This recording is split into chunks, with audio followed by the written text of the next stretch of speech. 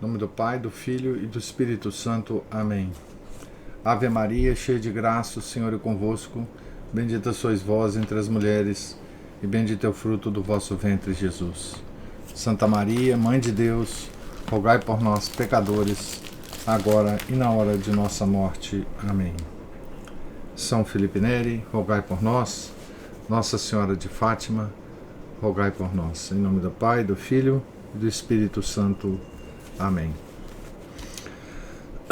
Então, nós estamos aqui na página 299, capítulo 31, da biografia de Santa Gema Galgani, escrita pelo padre Germano, seu diretor espiritual. Vítima expiatória. A última enfermidade de Gema. Maio de 1902, abril de 1903. Embora Gema tivesse sofrido muito em consequência das tribulações de espírito, das frequentes efusões de sangue e grande falta do indispensável alimento, além das contínuas e horríveis vexações do demônio, tinha boa saúde, conservava ótima aparência, belas cores e forças físicas. Além de alguns acessos de febre, ocasionados pelos mais ardores celestes do amor divino do que por qualquer causa natural, até Pentecostes de 1902, nenhuma outra doença, desde a prodigiosa cura de espinite, veio turbar este florescente estado. Nesta última solenidade, Pentecostes de 1902, as comunicações celestes foram extraordinárias.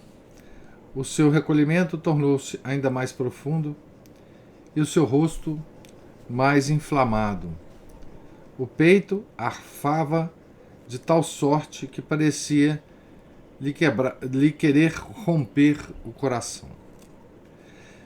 Em tão extraordinária disposição de espírito, foi arrebatada por muito tempo em altíssimos êxtases. Foram-lhe reveladas então as grandes coisas que lhe estavam preparadas. Ela se tinha oferecido a Deus como vítima pela salvação das almas. Mas a vítima não atinge verdadeiramente o seu fim, senão quando é imolada. Gema, pois, devia chegar a esse ponto para cumprir a sua missão expiatória. O Senhor vinha agora solicitar o seu consentimento. Eu tenho necessidade, disse ele, de uma expiação particular pelos pecados e sacrilégios de que me vejo ultrajado pelos ministros do santuário. E acrescentou: se não fossem atenção aos anjos que rodeiam o meu altar, a quantos não fulminaria imediatamente. A essas palavras, à vista de um Deus irritado, o coração da fiel esposa estremeceu de dor e de horror. Uma palidez mortal cobriu-lhe o rosto e os seus olhos se inundaram de lágrimas.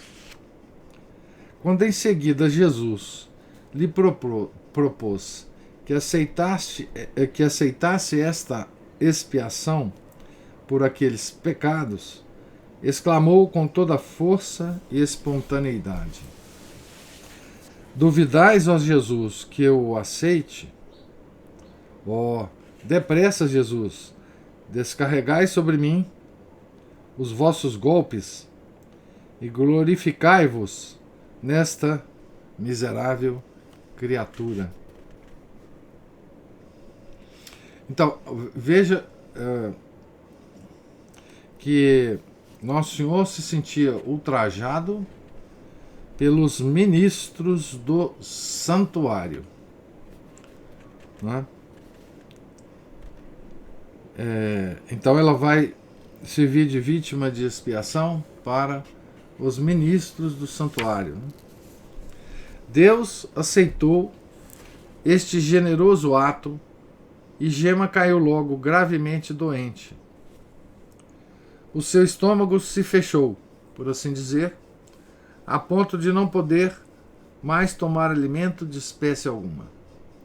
Não podia engolir a mais leve quantidade sem que lhe revolvesse as entranhas e lhe ocasionasse dores cruéis, quando não chegava a expelir tudo. Tolerava apenas alguns goles de vinho, e foi em que constituiu, por 2 meses inteiros, toda a sua alimentação, sendo um verdadeiro prodígio poder viver assim. Ninguém conhecia a natureza desta doença e a causa dos fenômenos singulares e alarmantes que a acompanhavam. Somente a compreendia a própria vítima, que, conversando um dia com o Senhor, disse: Jesus, em breve estaremos no fim do vosso mês. Mês de junho, que é dedicado ao Sagrado Coração de Jesus, né? Ele foi verdadeiramente todo vosso, bem o sabeis, Jesus. Mas quanto a mim, nunca me saciarei. Depois desse mês, tenho tanto que fazer por obediência. Ajudai-me, Jesus. Pelo meu lado, estando ciente do que se passava, não quis que a santa donzela recorresse aos médicos e lhe escrevi dizendo que, por obediência, pedisse ao Senhor o seu restabelecimento. Com a maior docilidade, ela, fazendo-se violência, rogou a Deus e Jesus lhe respondeu que, em atenção à virtude da obediência e para mostrar que ele era o autor da misteriosa enfermidade, a faria sarar logo, mas por pouco tempo. De fato, Gema ficou boa de repente. Aceitou de novo a alimentação ordinária e, no fim de 1 semana, voltaram-lhe as forças, as cores do rosto, e desapareceu a magreza que a tinha tornado como um esqueleto, em consequência dos 60 dias de absoluto jejum. Mas os desígnios de Deus deviam cumprir-se. No dia 9 de setembro, depois de umas tréguas de 20 dias, o mal reapareceu, e no dia 21 do mesmo mês, voltaram a febre e os vômitos de sangue, mas não mais aquele sangue provocado pelas impetuosas expansões de amor, mas sangue vivo saindo dos pulmões. Ao mesmo tempo, para tornar mais doloroso este martírio, o Senhor tirou de repente da sua caríssima vítima expiatória todas as doçuras da contemplação, as suaves palpitações do coração e, salvo raras exceções, todas as manifestações extraordinárias e misteriosas, como os êxtases de amor, as visões, raptos e outras coisas semelhantes. Assim ficou só, sem conforto algum, consumindo-se na dor em holocausto ao Senhor. As cartas que me escreviam a seu respeito inspiravam compaixão. Gema está muito doente. Está feito um esqueleto coberto de pele. Sofre dores terríveis e penas interiores que fazem arrepiar. Gema não pode mais. Receio que morra de um momento para outro. Estou aflitíssima por não saber o que fazer para aliviá-la. Ela sente grande necessidade da vossa presença. Vinde dizer-nos como devemos proceder. À vista de tão repetidas instâncias, resolvi ir. Estávamos no mês de outubro de 1902, né? A pobre menina sentiu tanto prazer com a notícia da minha chegada que quis se levantar para me esperar em pé e dar-me as boas-vindas. Qual não foi, porém, a minha dor ao vê-la neste estado? E ainda com o pressentimento que dessa vez o Senhor a levaria para si. Dei-lhe minha bênção e lhe ordenei que se tornasse a deitar. Depois assentei-me ao seu lado e conversamos. Então, Gema, que faremos? Vamos para Jesus, meu pai, respondeu-me com a expressão de uma indizível alegria. É certo? Perguntei. Sim, meu pai. Desta vez Jesus me disse muito claramente. Para o céu, meu pai, com Jesus. Com Jesus, para o céu. Mas, repliquei, e os pecados? Quando os expiaremos? Que belo negócio queres fazer? E ela respondeu, Jesus já pensou nisso. Ele me fará sofrer tanto neste breve tempo em que tenho que viver, que santificando com os merecimentos da sua paixão as minhas pobres penas, se dará por satisfeito e me levará consigo para o paraíso. Mas eu não quero que morras já, disse-lhe. Ela com ingênua vivacidade. Se, porém, Jesus o quer, então... Aqui, não sei como, começamos a falar mais, por miúdo, das particularidades da sua morte. Como se lhe administrariam os sacramentos, como a vestiriam, depois a colocariam no caixão e a levariam ao cemitério para ser sepultada. Ela falava de tudo isso com uma naturalidade admirável, como se tratasse simplesmente de uma mudança de cama ou de casa. Ouvia-me e me respondia com graça e jovialidade. Mas quando a conversação caiu sobre o lugar da sepultura, ela se tornou séria. E com a voz um pouco comovida me disse: Atendei bem, meu pai, onde me colocam. Não saia de Luca, antes de se ter bem certificado de que meu cadáver seja posto em lugar seguro. Não compreendi a que queria eludir, então pedi uma explicação. Refiro-me ao meu corpo.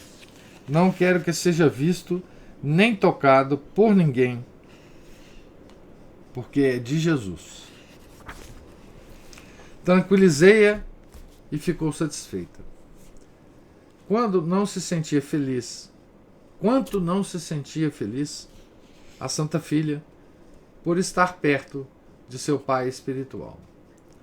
Parecia-lhe estar daqui em diante segura no meio dos terríveis ataques e agradecia interiormente a Deus por lhe dar esse consolo depois de tantos sofrimentos.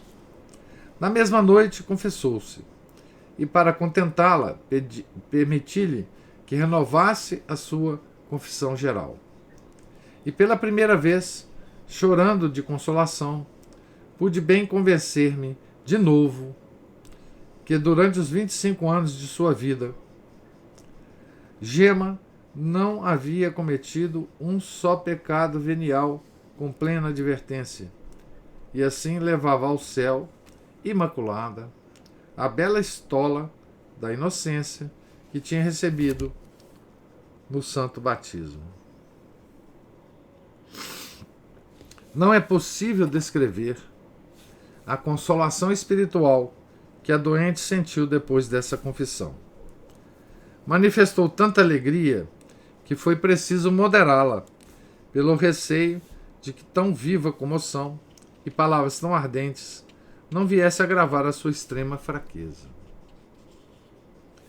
Na manhã seguinte, cedo, ordenei que lhe administrassem o sagrado viático.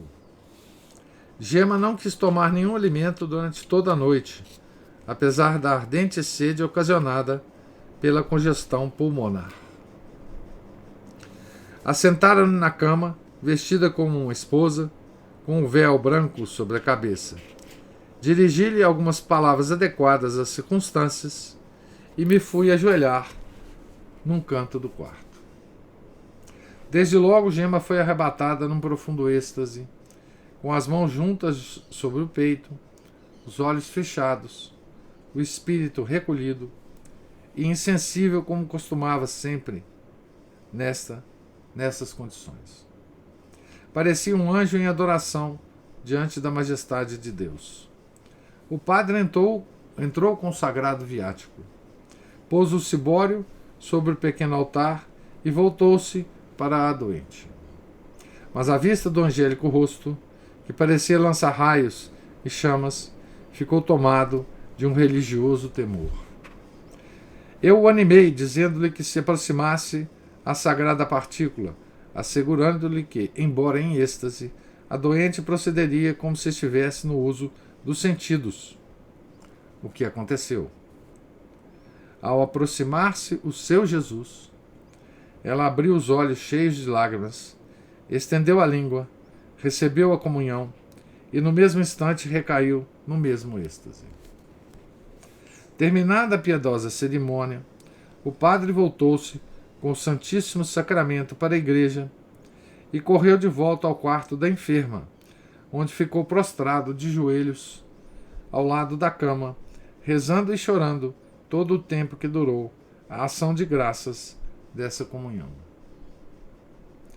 Eu também, embora habituado a tais transformações dessa alma celestial, não podia dominar minhas lágrimas, e nunca mais me esquecerei daquele dia, daquele quarto e daquele leito. A doença prosseguiu o seu curso com ligeiras alternativas. As síncopes eram tão frequentes e perigosas que era preciso haver, dia e noite, uma pessoa ao seu lado para facilitar-lhe a respiração por meio do oxigênio e impedir a asfixia. Eu estava com estola para lhe dar a última absolvição. Depois de estar alguns dias à sua cabeceira, eu lhe disse: Gema, quanto tempo ainda teremos? É preciso partir. Respondeu-me: se quiserdes ir, meu pai, podeis ir. Eu não morrerei ainda. Sucumbirei certamente desta doença, mas não já. Pelo menos Jesus assim me disse. Abençoei pela última vez esse caríssimo anjo que eu não devia tornar a ver neste mundo. E retirei-me. Porém, antes de me despedir dessa família cristã, pensei em atender à segurança das crianças, pois não se deve tentar a Deus. Os médicos tinham declarado ser a doença tísica pulmonar. É verdade que alguns, não achando a prova na análise microscópica, eram de opinião diversa, diziam ser a doença nova e misteriosa, mas todos concordavam sobre a possibilidade da infecção pelo contágio e insistiam sobre a urgência de isolar a enferma.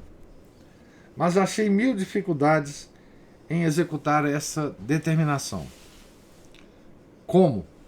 Como? Diziam todos os membros da família, tanto os maiores como os pequenos. Como nos privar de Gema? Deus a trouxe à nossa casa e nós a deixaríamos sair?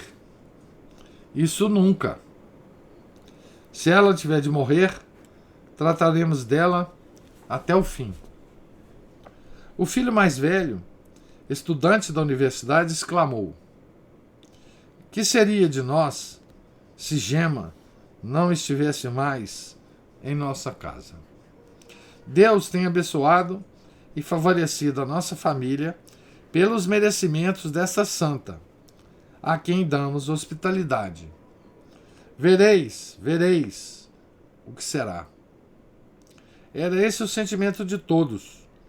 Assim, tanto tergiversaram que 3 meses depois da minha partida, ainda não tinham podido resolver aquela separação.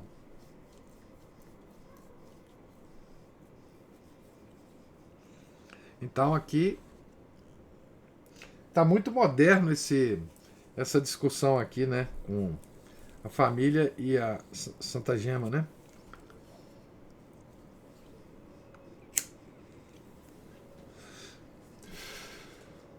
O contágio, né? O isolamento dos entes queridos. Nós todos estamos passando por coisas parecidas hoje em dia por aqui, né?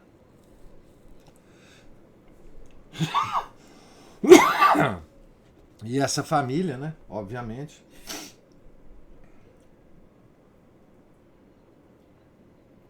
Não se separou de Gema por esse perigo, né? Que estava todo mundo correndo, né? Esse possível perigo, né?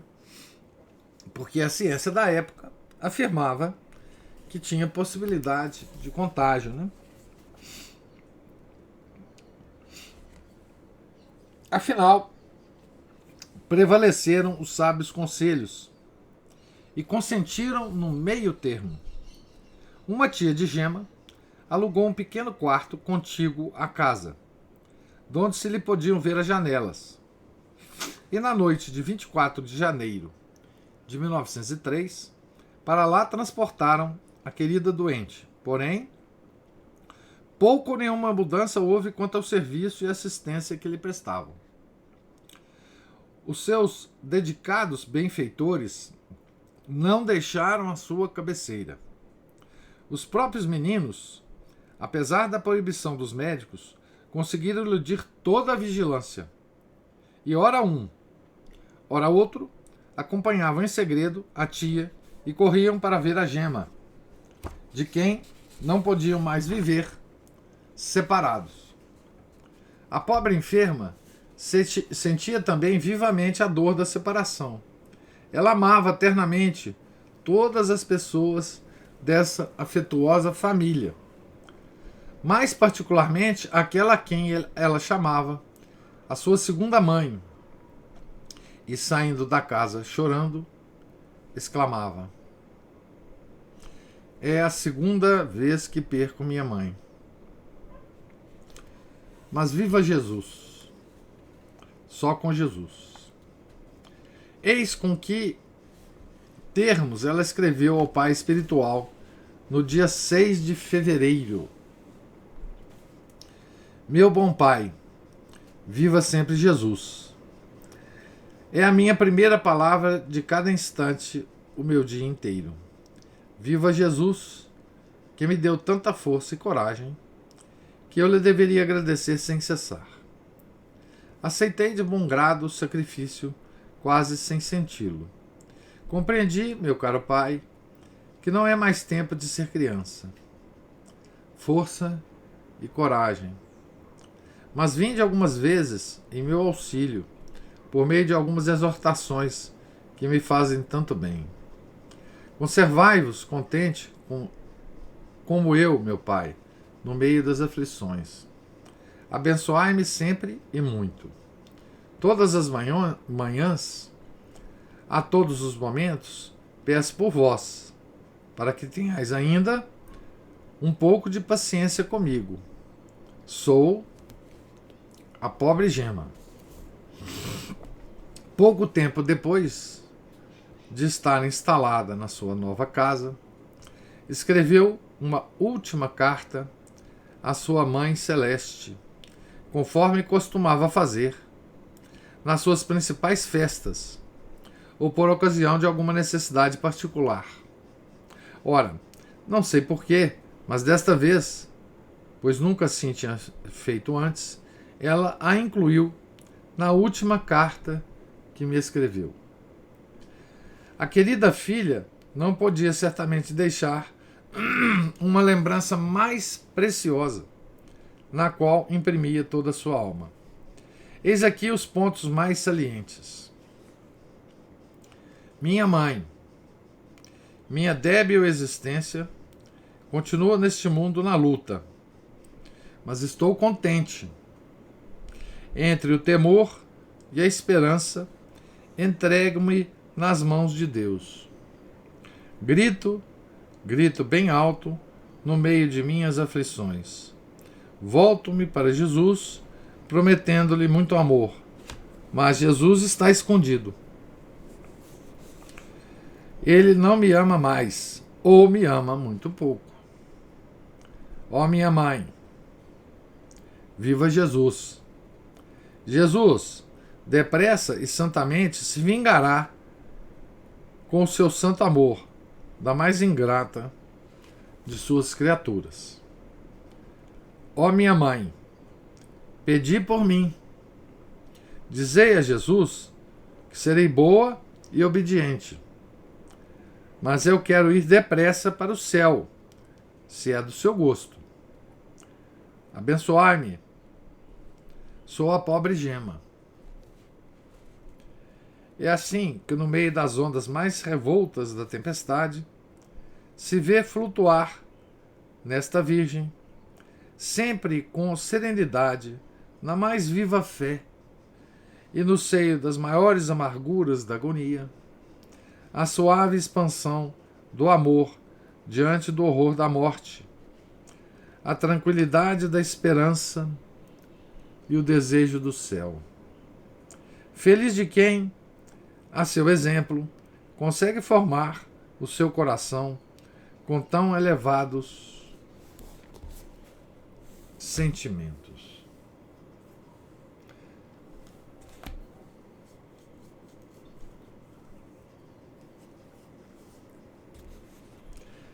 Bem, aqui não carece nenhum tipo de comentário, né? Só o texto já é muito expressivo, né? Vamos continuar aqui a ler o capítulo 22, né?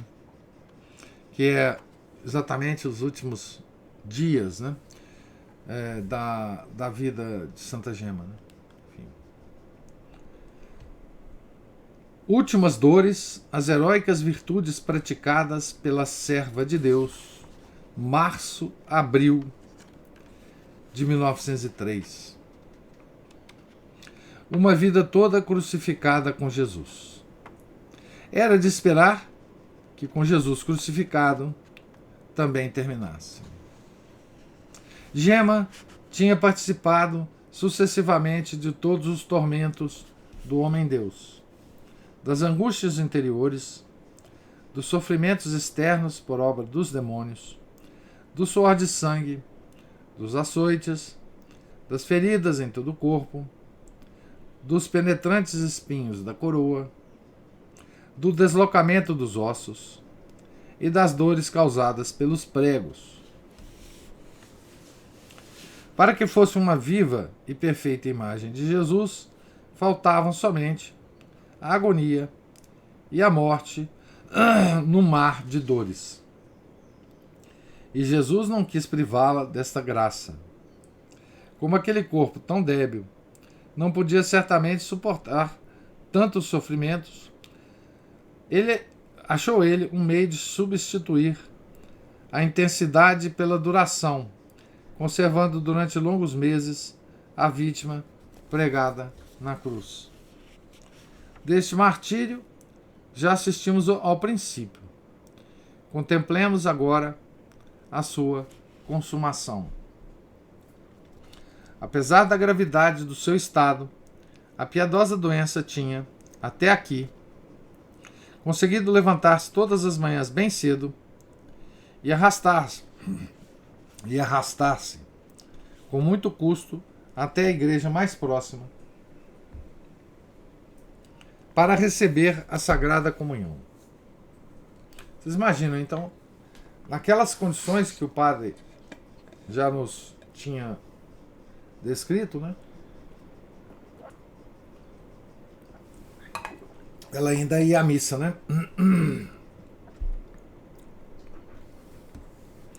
Sua incansável mãe adotiva vinha a cada vez tomá-la, reconduzi-la para casa, ajudava a deitar-se novamente na cama, onde a deixava para que aí fizesse ação de graças.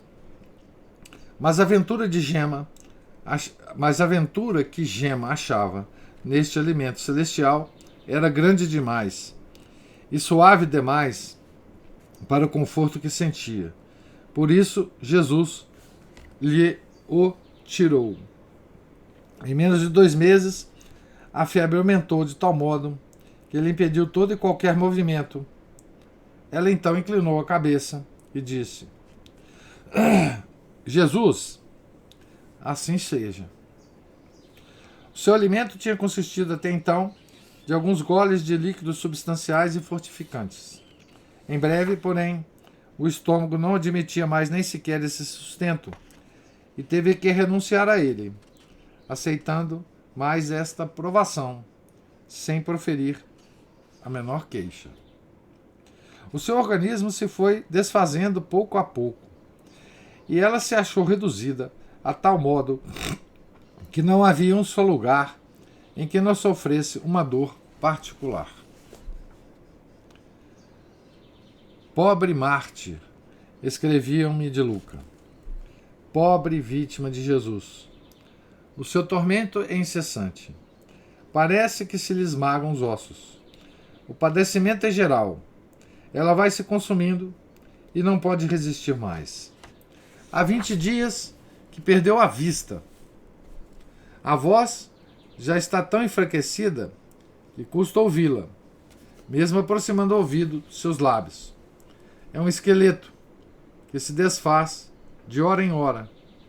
O seu aspecto inspira medo e faz pena. Então ela ficou cega também, né?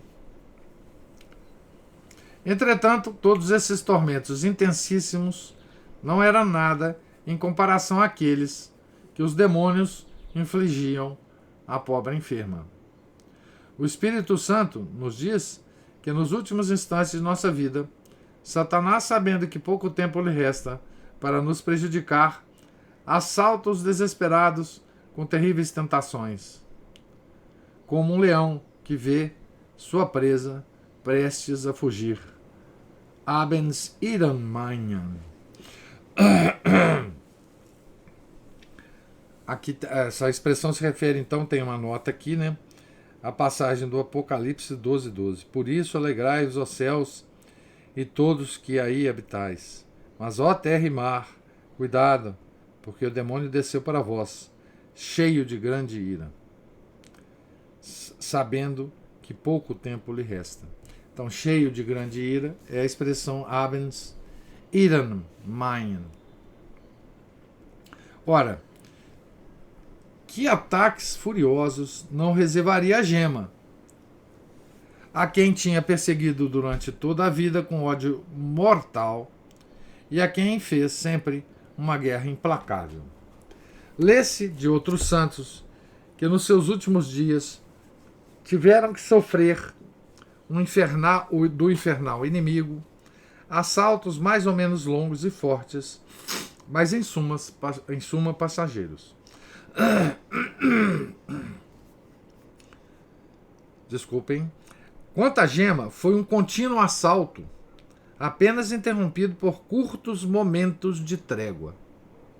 O fato é aterrorizador, mas absolutamente certo, por ser unanimemente atestados pelas pessoas que lhe assistiram durante a última enfermidade no espaço de 7 meses. O espírito maligno perturbava-lhe a imaginação com 1000 fantasmas que enchiam o seu coração de tristeza, ansiedade, amarguras e temores, para tentar levá-la ao desespero. Representava-lhe sob as mais sombrias cores o quadro de sua vida, repassada de angústias, as desgraças de sua família, as privações de todo o gênero. Fazia passar diante de seus olhos os agentes da força pública que por ocasião da morte de seu pai tinham vindo acompanhados de credores para sequestrar todos os seus bens, para exclamar: eis aí o resultado de todas as tuas fadigas no serviço de Deus. Aproveitando-se também do estado de aridez espiritual, em que, para mais purificá-lo, o Senhor a deixava quase sempre, empregava todos os seus artifícios em persegui-la, dizendo-lhe que, por se ter desviado do caminho reto da santidade, Deus a tinha abandonado e que era certa a sua condenação. Insinuava-lhe o astuto tentador que suas heróicas virtudes e até mesmo os mais insígnios favores recebidos do céu não eram senão ilusão e hipocrisia. Esta última tentação foi de todas a mais terrível e a mais longa. A pobre donzela caiu numa terrível desolação e, querendo a todo custo a sua salvação, resolveu remediar, se fosse possível, todo o passado com uma confissão geral. Tomou a pena e, naquela agitação de espírito e confusão de ideias em que estava envolta, escreveu detidamente a história de toda a sua vida, declarando-se merecedora de 1000 infernos, porque, com uma malícia diabólica, tinha enganado seus confessores, seus diretores e a si mesma. Passando em seguida a uma minuciosa revista dos mandamentos da lei de Deus e da Igreja, dos pecados capitais e deveres de Estado, confessava-se culpada dos maiores crimes.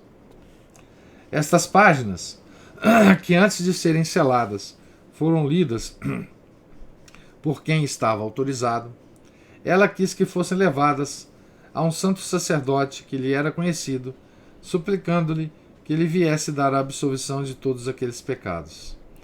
Tal sacerdote a satisfez e a deixou sossegada. Mas o inimigo não se deu por vencido.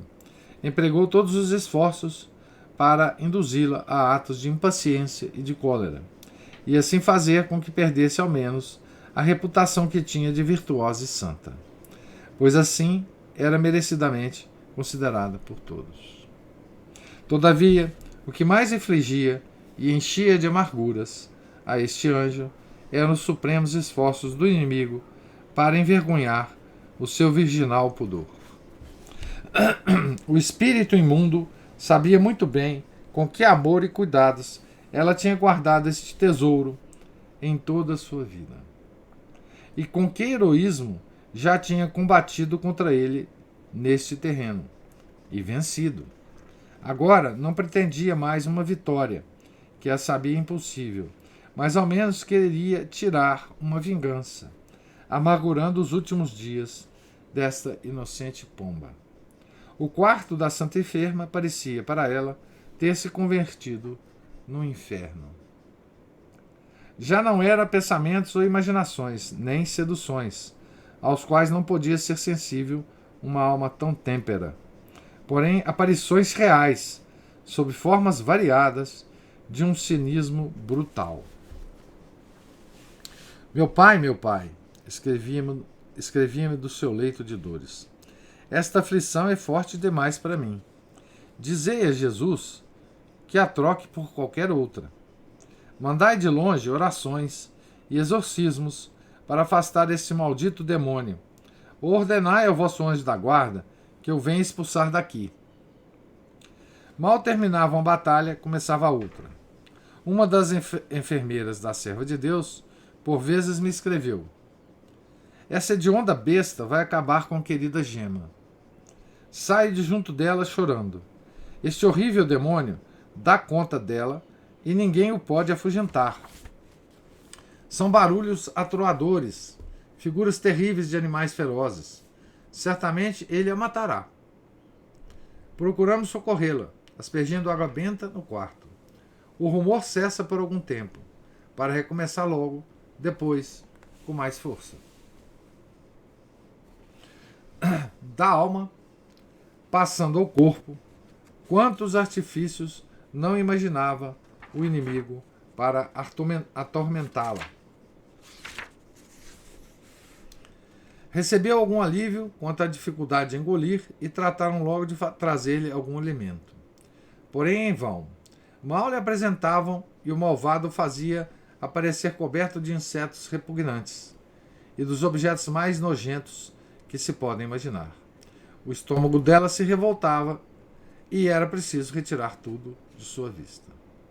Outros animais repelentes, reais ou imaginários, subiam à sua cama, arrastavam-se sobre o seu corpo e atormentavam de 1000 modos, sem que a querida menina se pudesse livrar deles.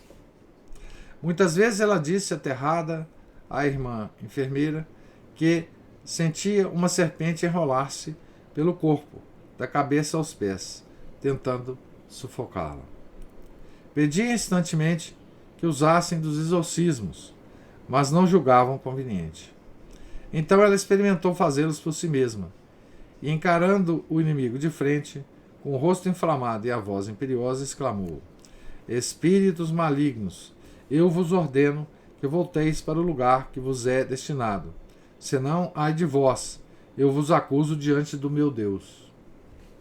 Depois, voltando-se para sua mãe celeste, exclamou: Minha mãe, eu me acho nas mãos do demônio, que luta, que me bate e flagela para arrancar-me das mãos de Jesus. Não, não Jesus, não me abandoneis. Eu serei boa, fiel. Ó, minha mãe, pedi a Jesus por mim.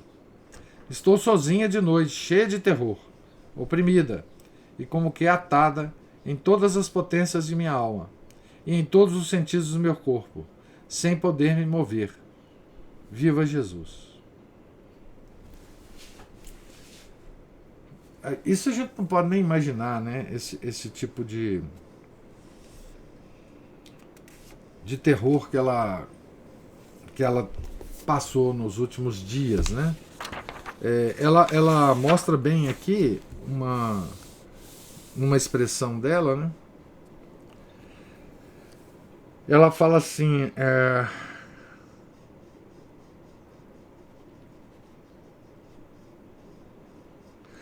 todas as potências de minha alma estão atadas. Né? Então, assim, enfim, os sentidos internos dela estavam dominados pelo demônio.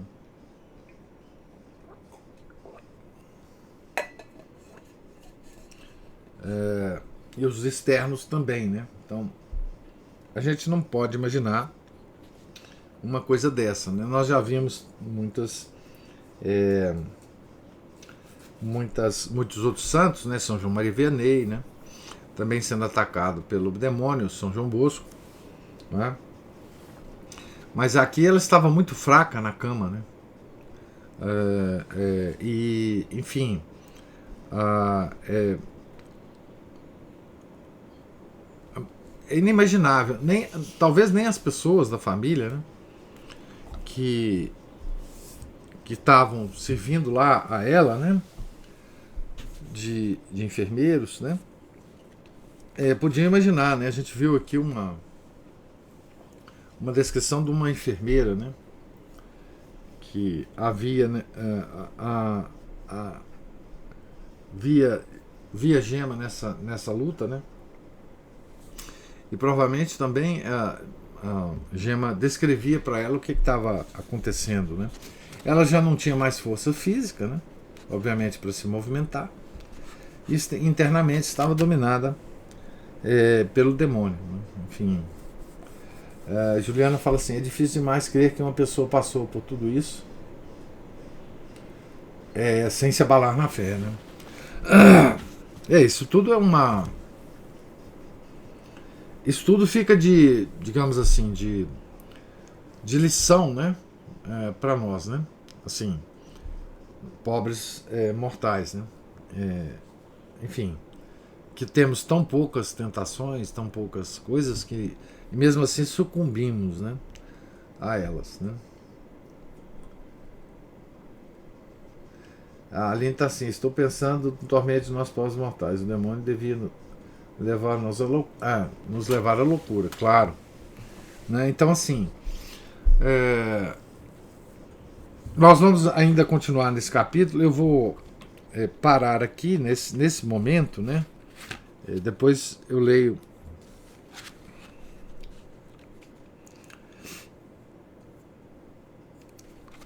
nessa citação aqui da Santa Gema, de que ela se sentia atada, né? Todas as potências da alma atada,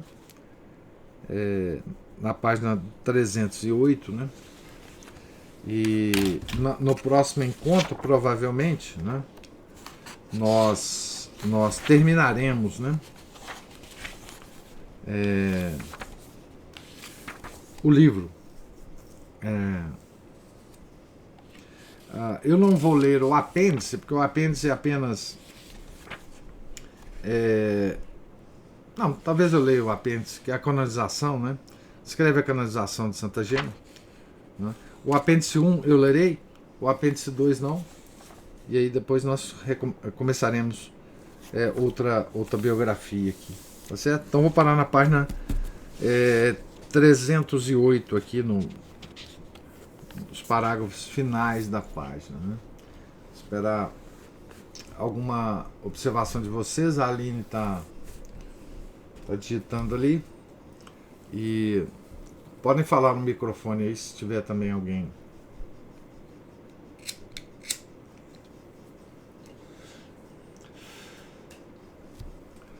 Então, professor, bom dia.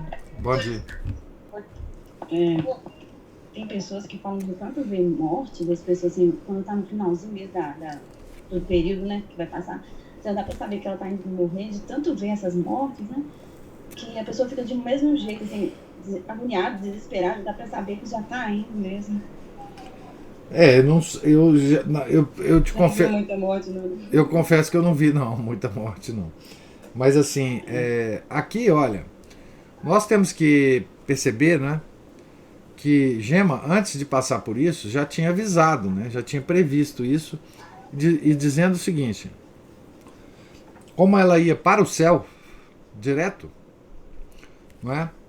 Jesus a tinha que purificar ao máximo, né? Em vida ainda, né? Tá certo? Isso nos dá uma ideia do que nós vamos enfrentar no purgatório, né? Para purificar a nossa alma e para irmos para o céu, né? Enfim, Santa Gema teve que se purificar nos últimos instantes, né? Dessa forma, nós podemos imaginar, né? Um pouco do purgatório, né? Se vocês se interessam por esse assunto, eu sugiro que vocês leiam o livro do padre Faber, Frederick Faber, sobre o purgatório. É um livro pequeno, né? Que eu traduzi, e lá tem uma descrição mais detalhada, enfim, do purgatório, e até uma descrição, digamos, que nos consola, digamos assim, né, a respeito do purgatório. Ele se baseia, obviamente, na revelação dos santos, né, principalmente da santa do purgatório, como é que ela chama? Santa Catarina de Gênova, né? Então ela tem um tratado sobre o purgatório, ele se baseia nela, né? Então mas o que a gente percebe aqui, né, é que Santa Gema está sendo preparada para ir diretamente para o céu depois da morte, né? Então essa exposição de um santo, né, nos últimos momentos, ela nos dá a ideia, né, da pureza que nós devemos atingir para irmos para o céu, e do quanto de esforço, né, nós devemos fazer aqui na Terra para expiarmos os nossos pecados, né, sem esquecer, né, obviamente, das indulgências que a Igreja oferece a nós em vários momentos do ano que a gente pode ganhar essas indulgências, né? Então, é isso. Pergunto se vocês têm alguma outra observação. Juliana, eu acho que ela ia falar alguma coisa, não sei se ela... Não, é isso. É muito a força que ela tem e a sede que o demônio tem de arrebatá-lo. A gente fica assim, como é que a pessoa pode pensar que, diante de todo o sofrimento que ela já passou, de todas as provações que ela já passou, ela ainda se sinta merecedora, né, desse tipo de sofrimento? É inimaginável essas coisas, que são só mesmo em caráter de santidade absoluta, como é o caso. Mas tem gente que acha que não tem pecado, não, né? Tem pessoas que afirmam, não peco, não. É a palavra mais doce que a gente pode usar para pessoas nessa circunstância. Então, assim, e a gente nunca deve duvidar, né? Que nos faltará a graça de Deus para nós atingirmos o céu. Só que, enfim, também tem a justiça dele, né? Tem a misericórdia e tem a justiça. Nós temos que satisfazer a justiça de Deus para que a misericórdia dele nos leve para o céu, né? Nunca devemos pensar que nós podemos ou merecemos algum tipo de favor em termos de evitar penas que nos são devidas para a consecução da nossa realização no céu, né? Isso todos os santos nos dizem, né? Todos os santos nos dizem. Deus nos dá todas as graças aqui, né, para que nós consigamos a salvação. Mas toda a justiça dele deverá ser cumprida para cada um de nós, né, obviamente, né? Então, por isso que o grau de aceitação desse sofrimento por nós e o grau de ligação voluntária que nós fazemos desse sofrimento ao sofrimento da cruz é que nos diferenciará dos outros sofredores, né? O padre Garrigou Lagrange tem um texto que ele fala o seguinte, que a humanidade ela é dividida. Ele faz a metáfora do bom ladrão e do mau ladrão, né? Nós todos somos ou bom ladrão ou mau ladrão, né? Todos sofremos do mesmo jeito, quer dizer, todos, o bom ladrão e o mau ladrão, foram crucificados, né, ao lado de Jesus. Então todos nós temos as nossas cruzes, né? O que diferencia é a perspectiva que nós temos dos nossos sofrimentos, né?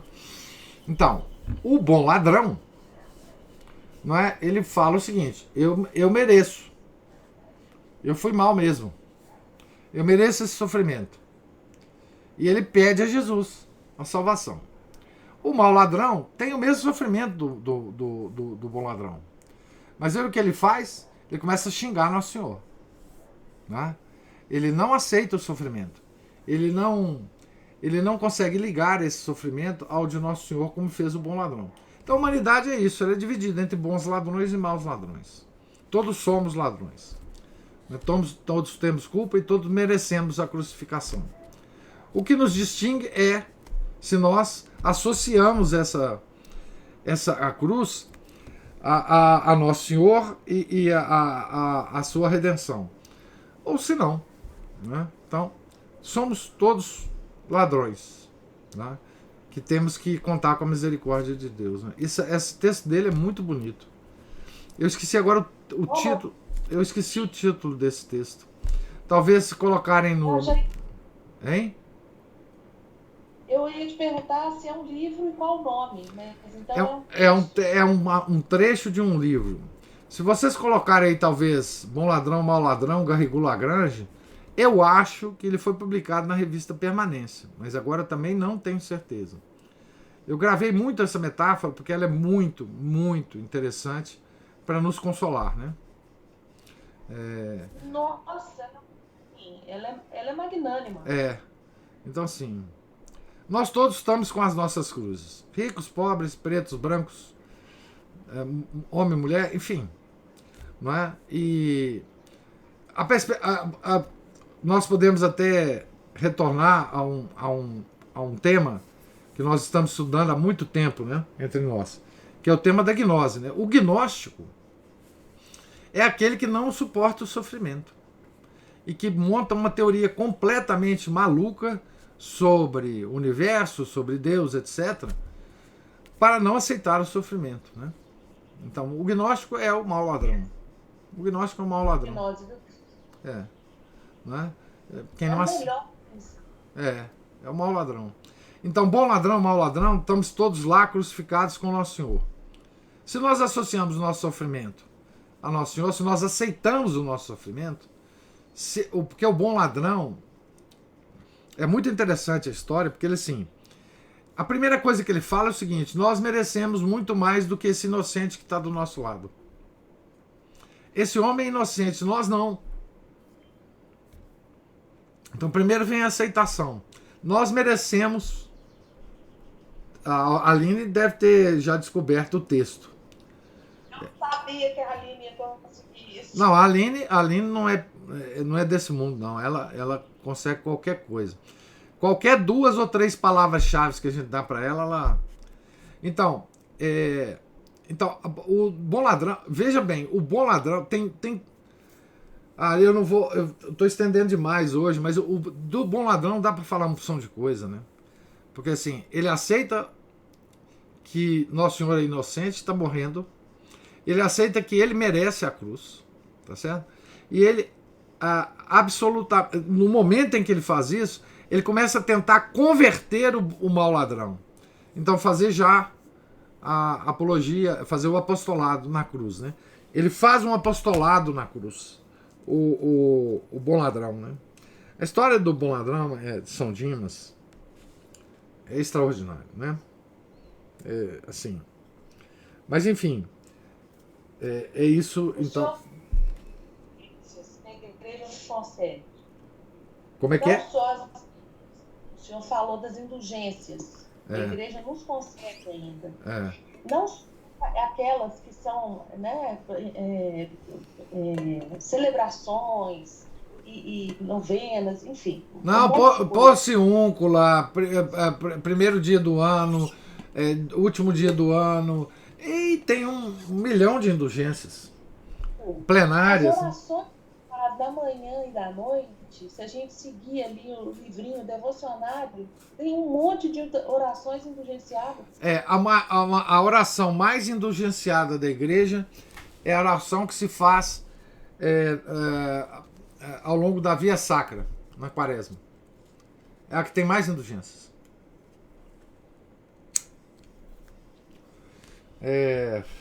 São muitas coisas, né, que são indulgenciadas, vários atos de piedade. As orações são atos de piedade, né? Então, o breviário, todas as orações do breviário, a prima, completas, o ângelus, umas 3 vezes por dia, né? Às 6 da manhã, meio-dia e 6 da tarde. São muitas indulgências, né?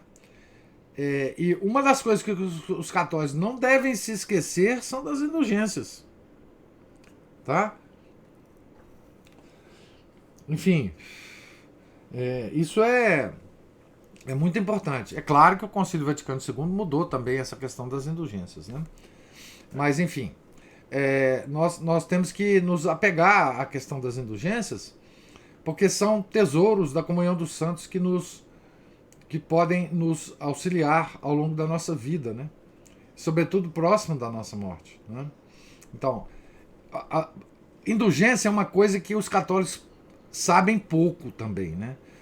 Enfim, porque, enfim, a nossa formação é muito fraca nisso, né? Principalmente agora, né?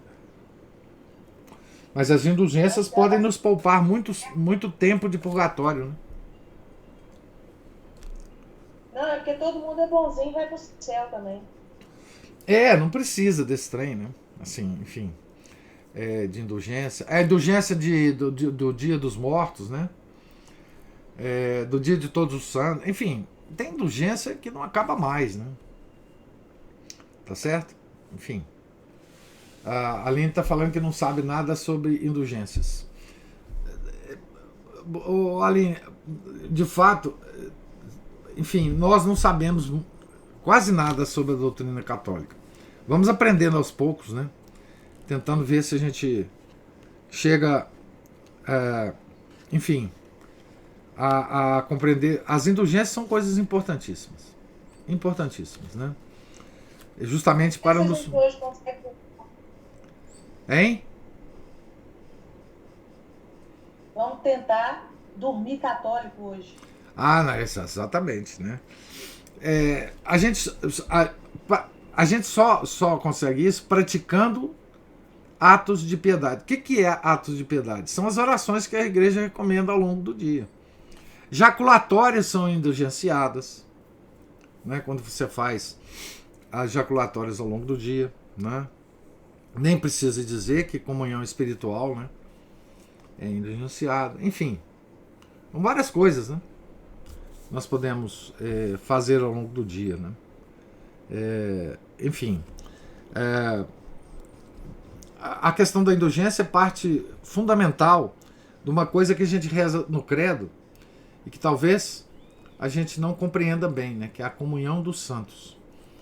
Vocês que gostam de achar coisas na internet,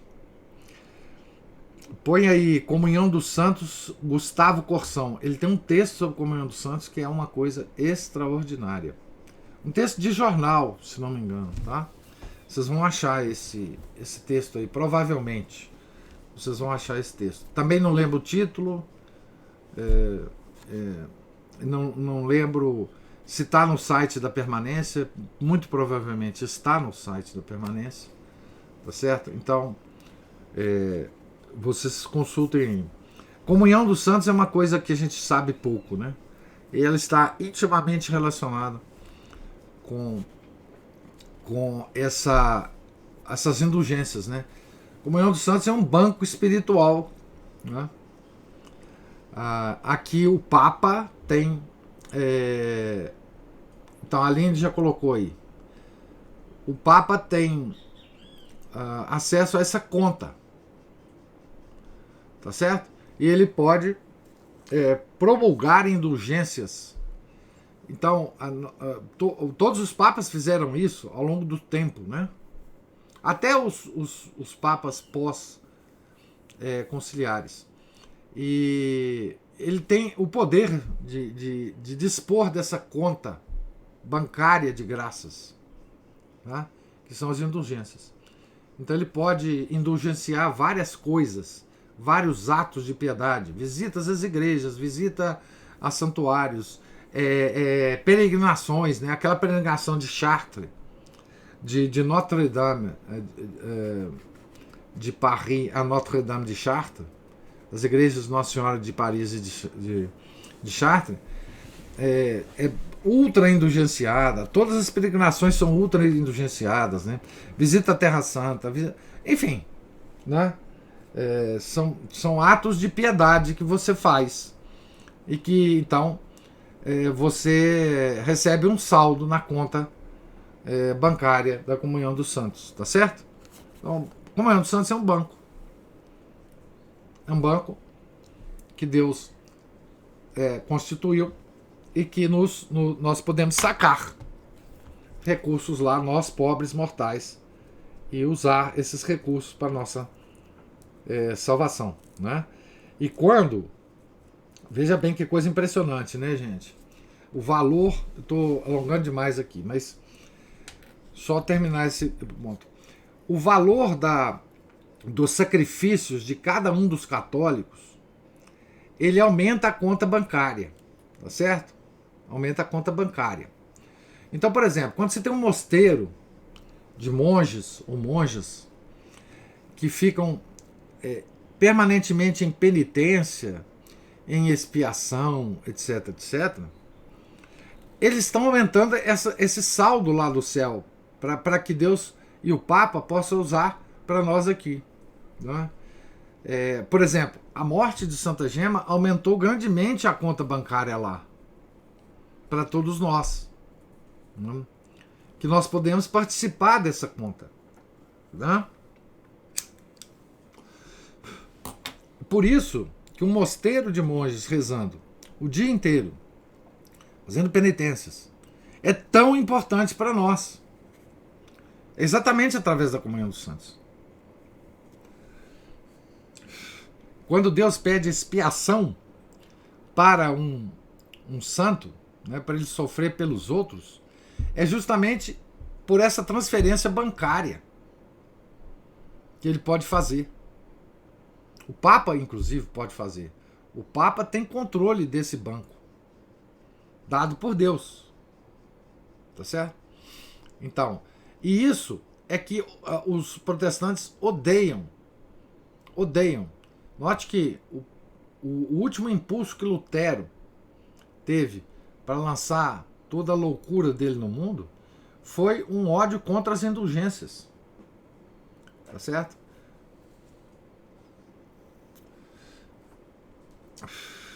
Na época, o Papa era Leão X e estava havendo um movimento para a construção da Basílica de São Pedro.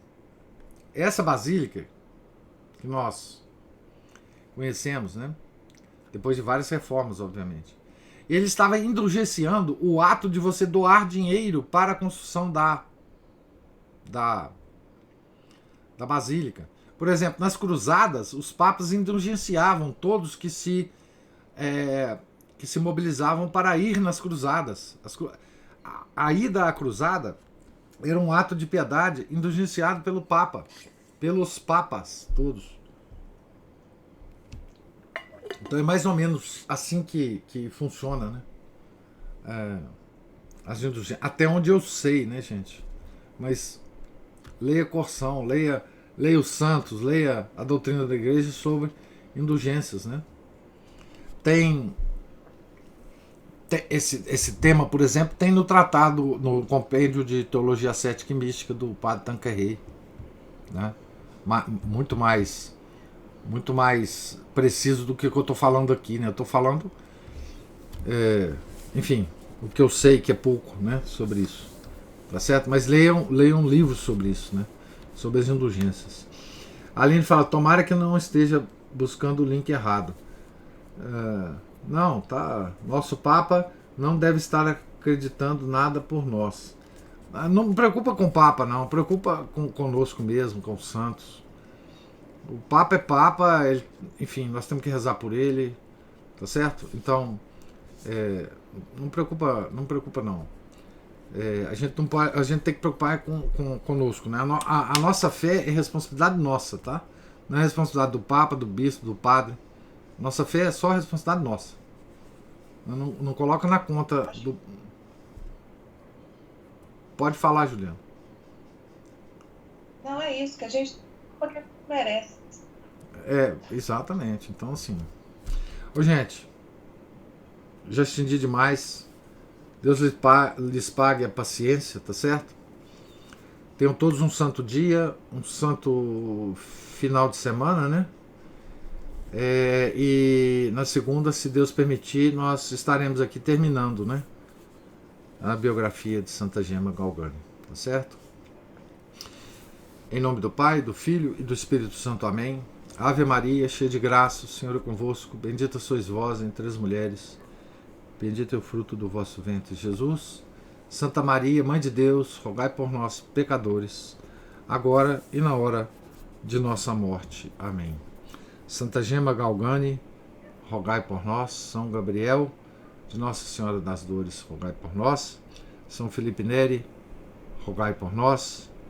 Nossa Senhora de Fátima, rogai por nós. Em nome do Pai, do Filho e do Espírito Santo. Amém.